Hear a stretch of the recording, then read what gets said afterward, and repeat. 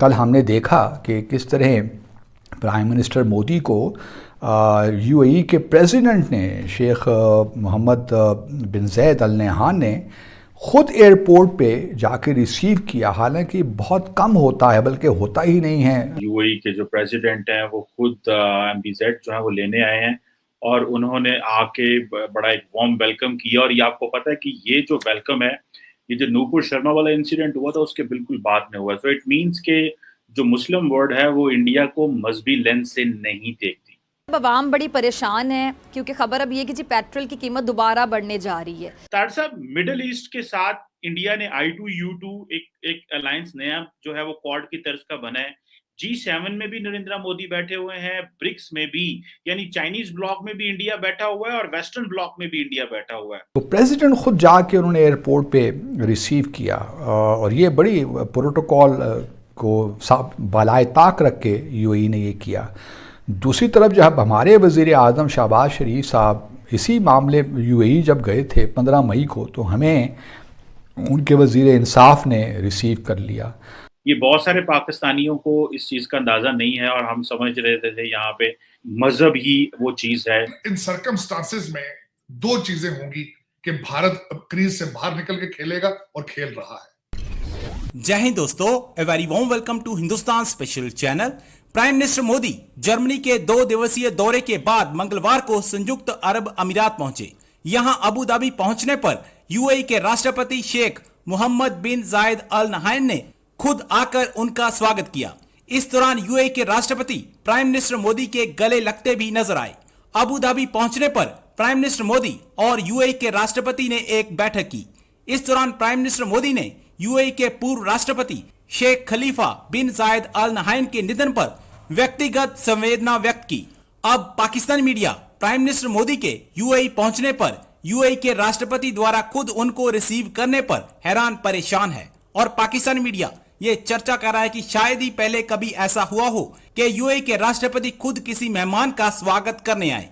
दूसरी तरफ पाकिस्तान में फिर पेट्रोल की कीमतों में बढ़ोतरी होने जा रही है। बिजली का संकट पाकिस्तान में गहराता जा रहा है और पाकिस्तानी अवाम सड़कों पर है। पाकिस्तानियों का एक वतीरा बन गया है कि हम अपने आप को हमेशा यही कहते हैं कि हम आइसोलेटेड हैं, हम बहुत गंदे हैं। लेकिन कल हमने देखा कि किस तरह प्राइम मिनिस्टर मोदी को यूएई के प्रेसिडेंट ने शेख मोहम्मद बिन ज़ायद अल नहयान ने ख़ुद एयरपोर्ट पे जाके रिसीव किया। हालांकि बहुत कम होता है, बल्कि होता ही नहीं है अक्सर मामलात में कि क्योंकि प्रोटोकॉल के ख़िलाफ़ है। प्रेसिडेंट जो होता है वो हेड ऑफ़ स्टेट होता है और prime minister head of government होता है।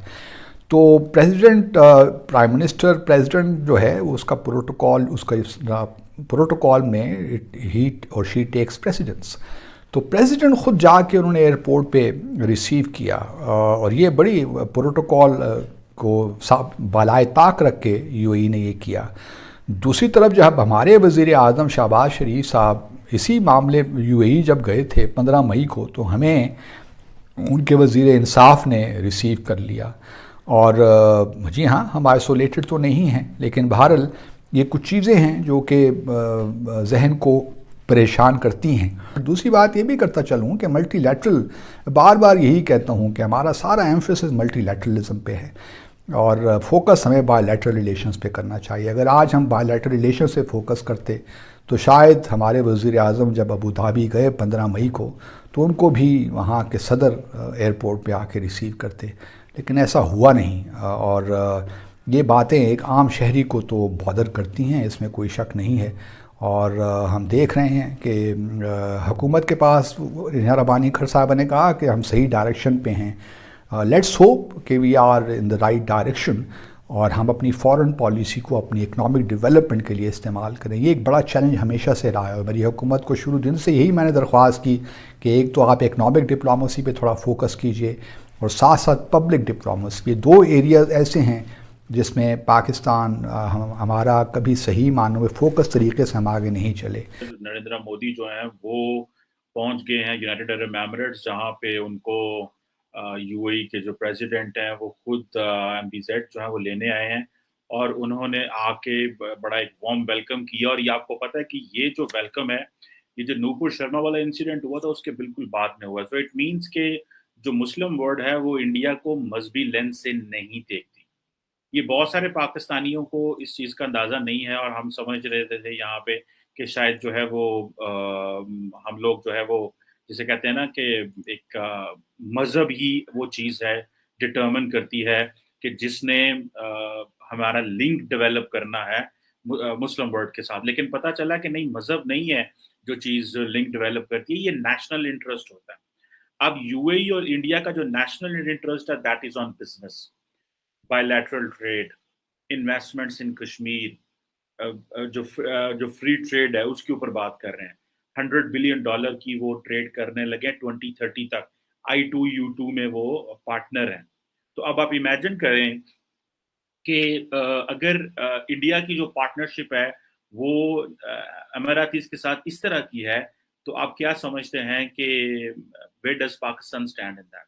आपको पता है कि इस वक्त पाकिस्तान ने, मैं मोस्ट रिसेंटली आपको आज की खबर दे रहा हूँ, ठीक है जी, पाकिस्तान ने अमीरातीज को कहा है कि हमें बिलियंस ऑफ डॉलर्स चाहिए इन टर्म्स ऑफ कि हमें जो है वो ताकि हम जो लोन्स पे कर सकें।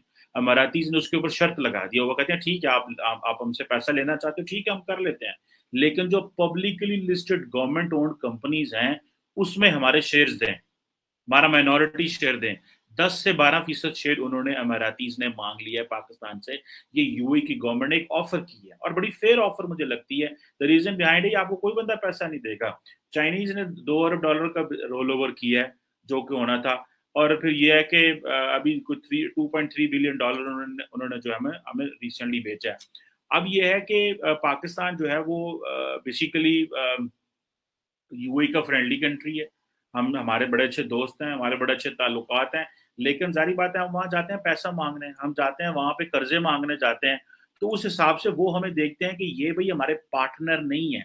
तार साहब, मिडिल ईस्ट के साथ इंडिया ने I2U2 एक अलायंस नया जो है वो क्वाड की तर्ज का बना है। G7 में भी नरेंद्र मोदी बैठे हुए हैं, ब्रिक्स में भी, यानी चाइनीज ब्लॉक में भी इंडिया बैठा हुआ है और वेस्टर्न ब्लॉक में भी इंडिया बैठा हुआ है।